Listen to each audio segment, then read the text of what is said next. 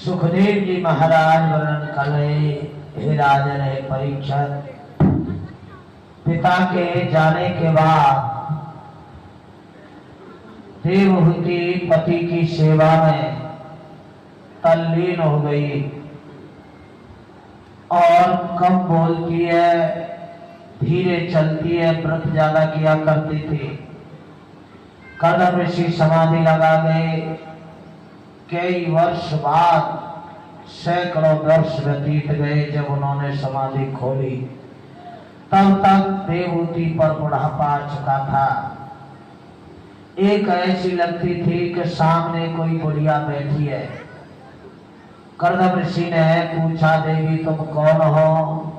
वो कहने लगी कि हे नाथ, मैं चक्रवर्ती सम्राट राजा मनु की बेटी देवहूति नाम है मेरा और आपका विवाह हुआ था। कर्दम ऋषि कहने लगे, गजब हो गया देवी, मुझे ध्यान ही नहीं रहा, हम समाधि पर बैठे रहे। तुम सारे जीवन निकाल दिया तुमने हमारी सेवा में। उन्होंने तुरंत बिंदु सरोवर का निर्माण किया, आंखों में से अश्रु बिंदु निकाले और कर्दम ऋषि ने एक बिंदु सरोवर बनाई। देवहूति से कहा इसमें स्नान करो। देवहूति गई, उसमें गोता लगाया। गोता लगाते ही उनकी अवस्था नौजवान हो गई, सोने जैसा शरीर हो गया। हजारों कन्याएं प्रकट हुई, कोई उबटन लगाने लगी, कोई उनका श्रृंगार करने लगी। वयम कर्तव्यम साधनाम कर्माम के, हे मैया हम आपकी दासियां हैं, आपकी सेवा के लिए आई हैं। और उन्होंने सेवा की। सोने जैसा शरीर प्राप्त करके देवहूति उस सरोवर में से निकली। तब तक कर्दम ऋषि ने कामक विमान की रचना की। कहने लगे, देवी आप इस विमान में बैठो। देवहूति उस विमान में बैठी। जैसे ही उसमें अंदर गई, उन्हें इच्छा हुई कि इसमें तो मेरे पति होते। क्या देखा, सामने कर्दम ऋषि है। कामक कहते काम माने इच्छा, गा माने गमन करने वाला। जैसी मन में इच्छा हो, जैसे ही गमन करे वही वस्तु सामने आ जाए। आज कहते हैं हमारी साइंस बहुत आगे है, अभी इतनी आगे नहीं है जितने हमारे ऋषि आगे थे।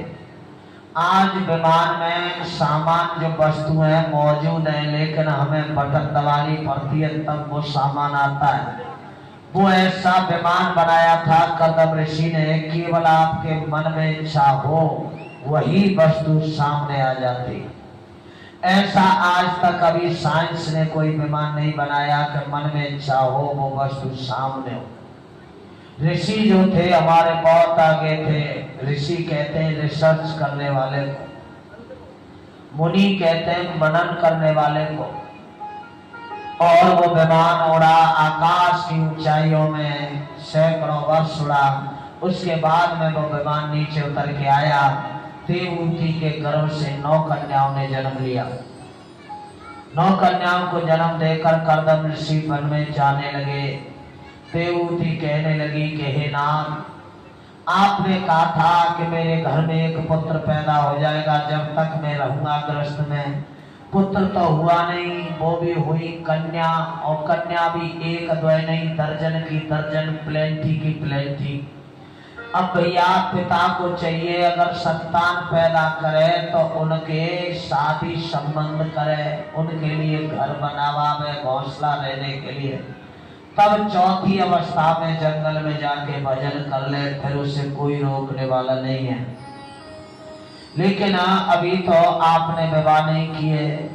9 ऋषियों को बुलाया है कर्दम ऋषि ने, और 9 ऋषियों के साथ में 9 कन्याओं का विवाह कर दिया। अत्रि ऋषि के साथ में अनुसुईया का विवाह किया। मरीच ऋषि के साथ में कला नाम की कन्या, अंगिरा के साथ में श्रद्धा, पुलस्त को हविर्भु, पुलय को गति, क्रतु को क्रिया, भृगु ऋषि को ख्याति, वशिष्ठ जी को अरुंधति, और अथर्वा ऋषि को पुलय हविर्भु और पुलय को गति, क्रतु को क्रिया, भृगु ऋषि को ख्याति और वशिष्ठ जी को अरुंधति नाम की कन्या भेंट की। ये 9 कन्याओं का विवाह करने के बाद फिर आगे सुंदर समय आया, देवहूति के गर्भ से कपिल भगवान ने अवतार लिया है। बोलो कपिल भगवान की। ये